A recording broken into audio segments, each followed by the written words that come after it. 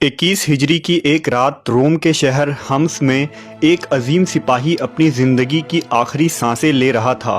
बिस्तरे मर्ग पर उन्होंने फरमाया, अल्लाह गवाह है कि मैंने 100 से ज़्यादा जंगों में शिरकत की। मेरे जिस्म में ऐसा कोई हिस्सा नहीं जहां तीर के निशान और नेज़े के ज़ख्म ना हो, मगर अफसोस कि मैं आज मैदान जंग में शहीद होने के बजाय बिस्तरे मर्ग पर मर रहा हूँ। ये दिलेराना जुमला कहकर उस दिलेर सिपाही की रूह परवास कर गई। रोमी सल्तनत को धूल चटाने वाला ये अजीम जर्नैल अल्लाह की तलवार हज़रत खालिद इब्न वलीद रज़ियल्लाहु ताला अन्हु थे, जो हर मैदान में गाजी थे और लश्कर कुफ़ार पर हमेशा भारी रहे। हज़रत खालिद बिन वलीद का पूरा नाम खालिद बिन वलीद बिन मुगीरा अल मखज़ूमी था, जो न सिर्फ इस्लामी बल्कि दुनिया के तारीख़ के एक अजीम सिपहसालार थे।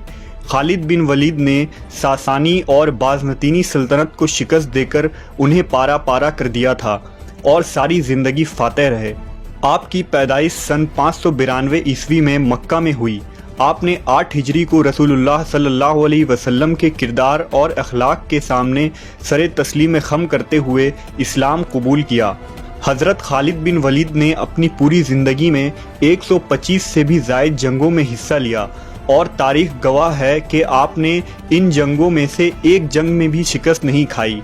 आप बनु मखज़ूम के सरदार वलीद बिन मुगीरा के बेटे थे। पैदाइशी तौर पर आपकी परवरिश एक जंगजू की हैसियत से की गई, क्योंकि बनी मखज़ूम कबीला जंग और दिलेरी की वजह से ही मशहूर था। जब नबी सल्लल्लाहु अलैहि वसल्लम ने कुरैश मक्का के खिलाफ जंग उहद लड़ी तो कुरैश के तरफ से सिपा सालार हज़रत खालिद बिन वलीद थे। उस वक्त आपने इस्लाम कबूल ना किया था। जंग में खालिद बिन वलीद की दानिशमंदी और हिकमत अमली ने ही कुरैश मक्का को इस जंग में मुसलमानों पर गालिब किया था। इस्लाम लाने के बाद आपने अपनी तमाम काबिलियत इस्लाम की हिमायत में इस्तेमाल किया और सारी ज़िंदगी गज़वा लड़ते रहे। सन 8 हिजरी में मुसलमानों और रोमियों के दरमियान एक खूनरेज जंग हुई। इस्लामी लश्कर के सिपा सालार हज़रत ज़ैद बिन साबित रज़ियल्लाहु ताला अन्हु थे, जो सिर्फ 3000 मुसलमानों को लेकर तकरीबन 1 लाख रोमी लश्कर से लड़ रहे थे। हज़रत ज़ैद इस गज़वा में शहीद हो गए, लिहाजा हज़रत जाफ़र बिन अबी तालिब रज़ियल्लाहु ताला अन्हु को सिपा सालार बनाया गया। वो भी शहीद हो गए तो रसूलुल्लाह सल्लल्लाहु अलैहि वसल्लम की हिदायत के मुताबिक हज़रत अब्दुल्ला इब्न रवाहा रज़ियल्लाहु ताला अन्हु को सिपा सालार मुकर्रर किया गया, मगर रोमी मुसलमानों पर इतने भारी पड़े कि ये जलीलुल कद्र सहाबी भी मैदान जंग में शहीद हो गए।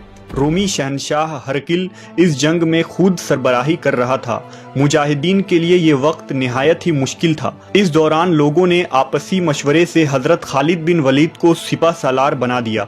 फिर क्या था, आपने अपनी पूरी ज़िंदगी में सीखे गए हिकमत, हरबे और जोश व वलवला का इस्तेमाल किया और एक पुरजोश तकरीर किया।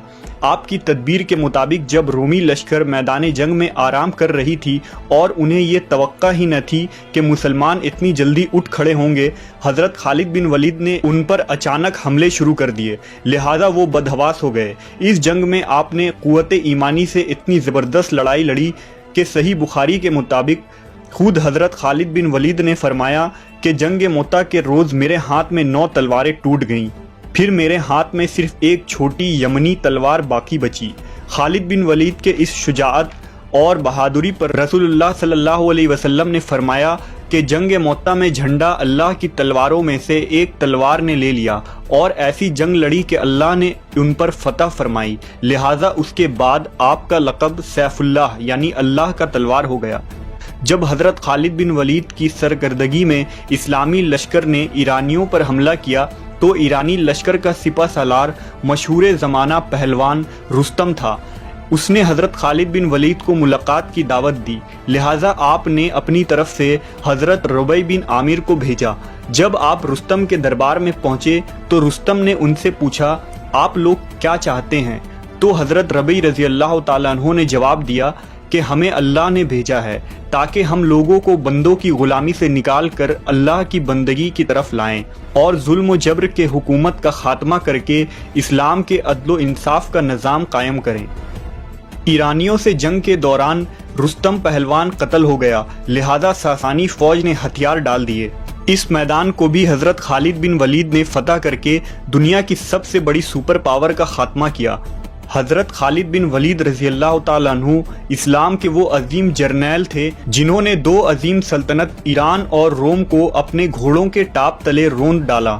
آپ کفار، مشرکین، مرتدین، یہود، نصارہ اور مجوسیوں پر اللہ کی طرف سے قہر بن کر نازل ہوئے۔ حضرت خالد بن ولید کا موازنہ اگر یورپی جنگجوؤں کے ساتھ کی جائے تو آپ کا کوئی ثانی نظر نہیں آتا، خواہ وہ سکندر اعظم ہو، نیپولین ہو یا چنگیز خان ہو۔ ان فاتحین نے جو علاقے فتح کیے اور جن سلطنت کی تشکیل کی وہ ان کے موت کے 100 سالوں تک بھی برقرار نہ رہ سکی، جبکہ حضرت خالد بن ولید کی فتح کیے گئے علاقے آج بھی اسلامی قلمروں میں شامل ہیں، اور آج بھی تاریخ نے آپ کو نہ صرف ایک عظیم لیڈر کی حیثیت سے یاد رکھا ہے